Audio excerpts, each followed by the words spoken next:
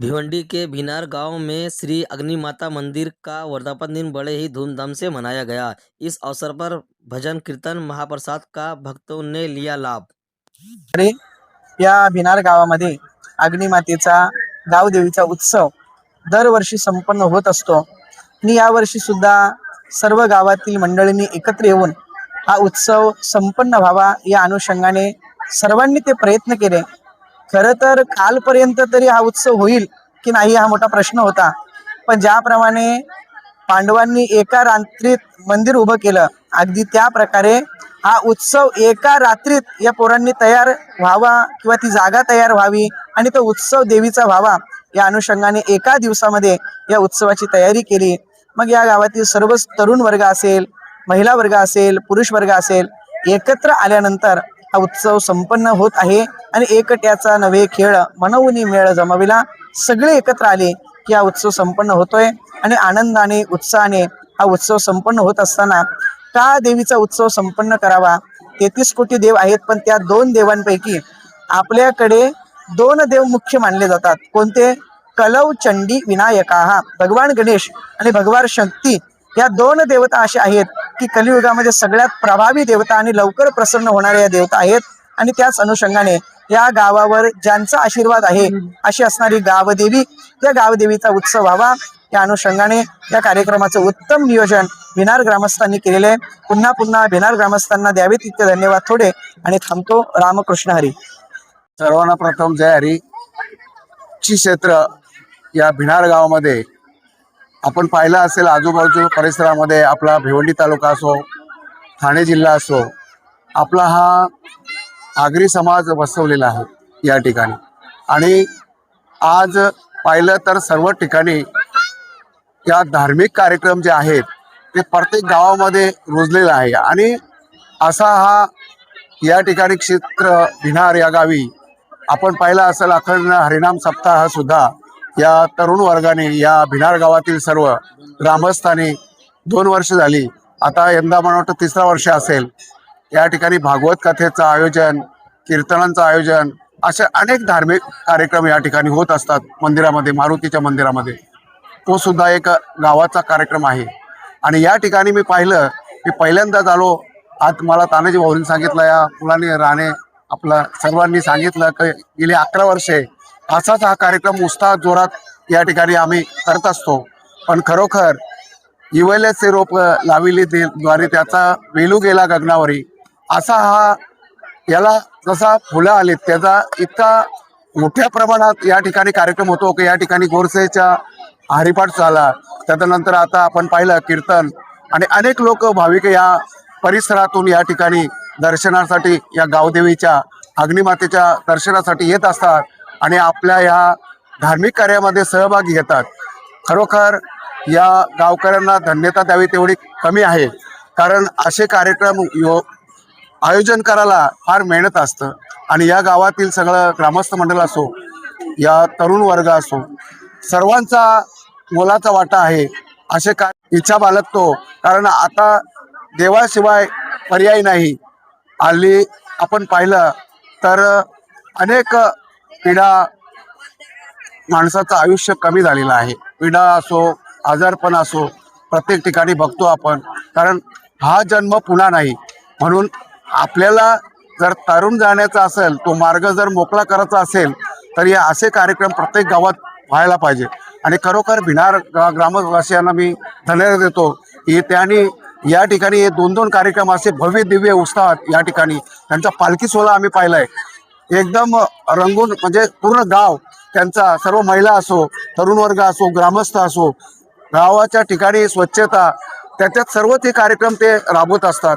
म्हणून त्यांना पुन्हा एकदा मी त्यांना धन्यवाद देतो आणि असेच कार्यक्रम त्यांच्या हातून होत राहो अशी मी ईश्वरचरणी प्रार्थना करतो, या गावदेवीच्या चरणी प्रार्थना करतो। धन्यवाद। सर्व मंगल मांगल्ये शिवे सर्वार्थ साधके शरण्ये त्र्यंबके गौरी नारायण नमस्ते। आपल्या या भिनार गावची ग्रामदेवता अग्निमाता, हिच्या कृपाप्रसादाने आणि आशीर्वादाने या गावाचं पाहिलं तर हा जो कार्यक्रम आहे तो देवी स्वतः करून घेते, म्हणजे आमचा असा अनुभव आहे। म्हणजे जर आता या कार्यक्रमाचं पाहायला गेलं तर एक आठवड्याभरामध्ये फक्त नियोजन घेतलं आणि आठवड्याभराचे नियोजन करून सर्व नियोजन म्हणजे असं की भक्तिमय वातावरणामध्ये झालेलं आहे.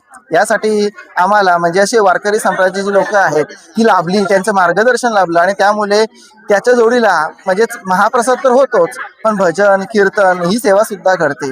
अग्निमाता देवी ही आपल्या भिनार गावची ग्रामदेवता आहे आणि ती सर्वांचे रक्षण करते आणि हे सर्व करत असताना तरुण मंडळीचा विशेष म्हणजे सहभाग असतो.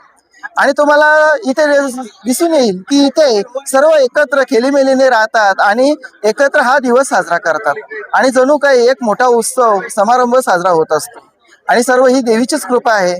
आणि त्यामुळे हा जो भक्तिमय वातावरण आहे हा दिवसेंदिवस आणि वर्षानुवर्षे कार्यक्रम जसं वाढत जातो तसं वाढत आणि प्रफुल्लित होत चाललेला आहे. जर पाहायला गेलं तर गावाचा म्हणजेच काय की पूर्णपणे सहभाग असतो. इथे कुठल्याही प्रकारची वर्गणी किंवा देणगी मागितली जात नाही आणि महाप्रसादासाठी देवीच्या पूजे जो काही खर्च आहे तो आपसूनच लोक स्वतःहून येतात आणि देतात. म्हणजेच कुठल्याही प्रकारची वर्गणी न मागता एक प्रकारे देवीची कृपा प्रसाद किंवा आशीर्वादच बोलायला लागेल की त्याच्यामुळे आम्हाला हे कार्य करायला सोपं आहे, कारण की आम्ही फक्त माध्यम आहोत आणि सर्व एकोपाने एकत्र करतात आणि जी काही अडचण असेल ती एका थोड्या वेळासाठी फक्त विषय काढला तरी ती लगेच सॉल्व्ह होऊन जाते. एकच प्रार्थना करतो की या गावामध्ये राहणारे सर्व लोक एकोपाने राहावी, सुख शांतीने राहावी आणि कुठल्याही प्रकारचं वादविवाद किंवा भांडण न होता सर्व समारंभ असो कार्यक्रम असो एकत्र एकोपाने राहिले की जेणेकरून आज पाहतो की या कार्यक्रम निमित्ताने 4 गावची काही पंचक्रोशीतील माणसं येतात आणि तो कार्यक्रम बघतात आणि हा उत्सव आहे तो वर्षानुवर्षाचा वाढत चाललेला आहे. हीच अशीच प्रार्थना देवीची असेल की हा तुमची जी सेवा करायची आहे ती सेवा आमच्या हातनं करून घ्यावी आणि सगळ्यांचा सहभाग व्हावा. बोडकी कर म्हणजे बोबडी कर ग तिला. तिसरी चौथी सगळ्या संतांचा जर विचार करू गेलो, संत जरी म्हणत असले ते अभंग आहे, सगळ्या देवतांचे अभंग गातात म्हणजे उपासना तर करतातच ना. मग नुसत्या पांडुरंगाची उपासना करतात हे कसं काय म्हणावं लागेल तर ऐका, त्याचा 2 प्रकारात आपण अर्थ पाहू.